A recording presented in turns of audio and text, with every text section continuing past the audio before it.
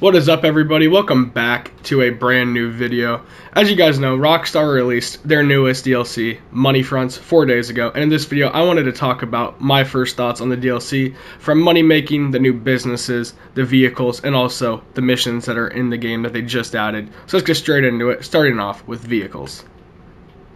Off with the vehicle portion, we have the Karen Everon RS, Ubermacht Sentinel GTS, the Debauchee Rapid GTX, the Police Bike, Karen Woodlander, and the Anus Hardy.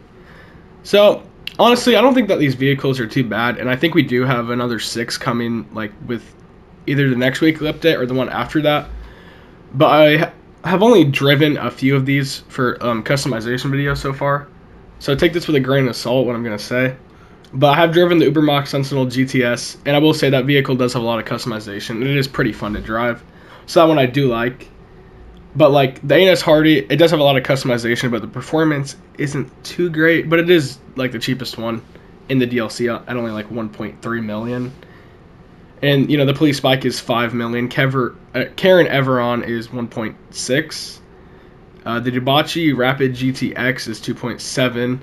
The Sentinel GTS is, I believe, 2.1 mil or 1.6 for the trade price.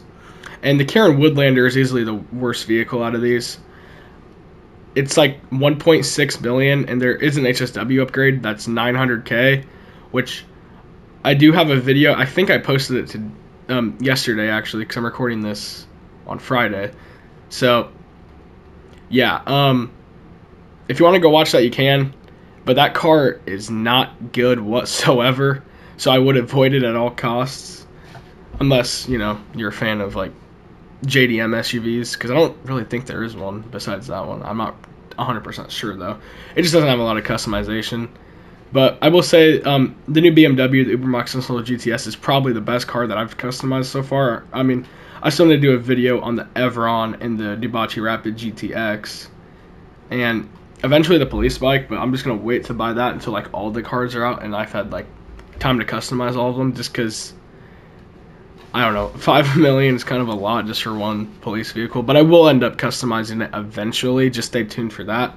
But overall, I do kind of want to rate like this on a scale from 1 to 10, and if I'm being honest, I think I'm going to give it a 6 out of 10, just because I know we have more vehicles coming that I know are actually going to be a little bit better, like the new Tampa, I think it's the Tampa GT. It is going to have HSW as well, so I'm definitely excited for that one. But as of right now, I think 6 out of 10 is fair. I mean, there's a few that aren't that great, but other than that, I mean, the Karen Everon S and the Ubermacht Sentinel GTS definitely carry this DLC for vehicles.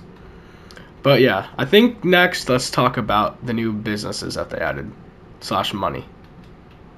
The first thing I'm going to talk about in the new businesses is the car wash. So it does have this safe, which the safe, depending on how many businesses you own, you get a certain amount of money. So if you have every business in the game, like large cargo warehouse and all that, you get 30k per hour, which is, I think, the second best safe in the game now, behind, I believe, the agency if you do all the security contracts for it. But okay, yeah, so 30,000 from there.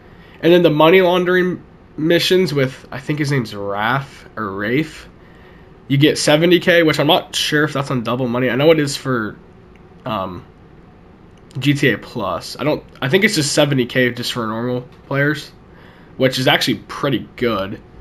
And then like the car wash aspect only pays like a k or like a grand, I guess. But yeah, so overall for money, it's not like the best in the world, but the money laundering missions are very easy. Now, Mr. Faberwork, or whatever his name is, I would not recommend doing. I did one of those that took like 15 minutes, and I only got like 23k from it, so definitely would not recommend that. But the car wash is actually a decent business to have, but like, and I'm pretty sure it also gives you a boost to, I want to say, counterfeit cash or document forgery. I think it's counterfeit cash. And then for the Higgins Hella Tours, you get like a bonus to the aircraft, I believe, like air cargo. And then for the Smoke on the Water, you get a bonus to the grass farm. So definitely not terrible for the grass farm or the the air cargo, because I mean you're not really making that much more at the air cargo, but it's still a decent bonus, especially if you sell it in like a public session. You're going to get even more at that point.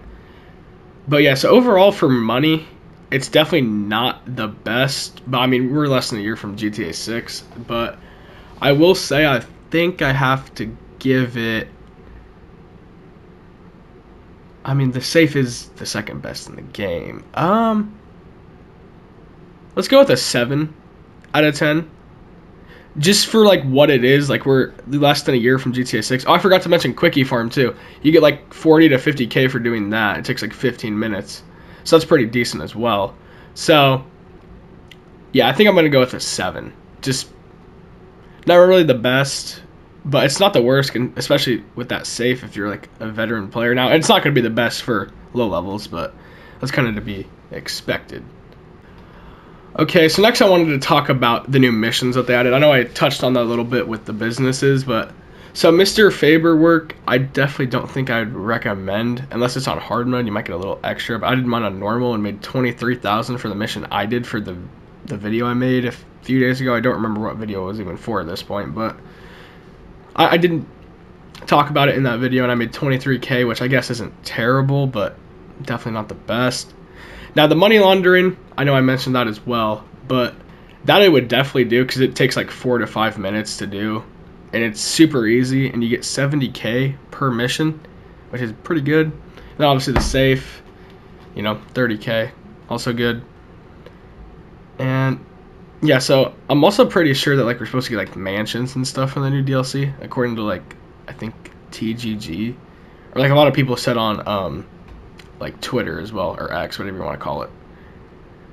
But yeah, so overall, I don't really think that this DLC is that bad. I'll probably do another video like this one when like all the rest of the drip feed content comes out. So like all the rest of all the cars. I might even make a separate video just for the drip feed, just like ranking all the cars. If you guys want to see that, let me know. But yeah, so I will be. I do have a video coming out tomorrow. It's a customization battle with my friend over the Ubermax Sentinel GTS, and that actually is a pretty good video, I will say. Very good customizations.